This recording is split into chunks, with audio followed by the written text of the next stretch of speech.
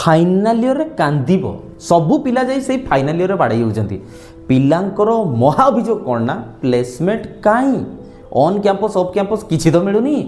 शुण जदि तुम्हें जड़े कॉलेज पिला मो कथा टे ध्यान दियो 60 सेकेंड तुम मत शुणुदे तुम मूल्यवान जीवन किसी नष्ट हो नहीं किंतु आगामी 60 वर्ष जाए भलरे बीतब। तुम भर अनेक इंजीनियरिंग डिग्री डिप्लोमा पिला थो जो मैंने कि फास्ट इयर रु गोटे क्वेश्चन तक मुंडे चली अरे भाई प्लेसमेंट हम तो तुम भाव ठीक स्टूडेंट्स डेली मत डीएम कमेंट्स कर पचार सार आम कॉलेज रे कहीं प्लेसमेंट देखा जाऊनी कौन करी कौटू आरंभ करी कहतु मोर फास्ट रिप्लाई होची तुम मानक तुम मैंने एक्चुअली करूच ही कौन तुम स्किल बढ़ाई ना भल जॉब टे पाइबा करूच कौन मो कथा शुण ध्यान दियो सबुठु बड़ मिस्टेक है आमे माने फाइनाल इयर को सबू किछि ठेली दो खास एथिपाई ही आज अनेक सीनियर पिला तुम अनएम्प्लॉयड अच्छा तुम मानक फास्ट इयर स्टार्ट करिया पड़ो बाबू।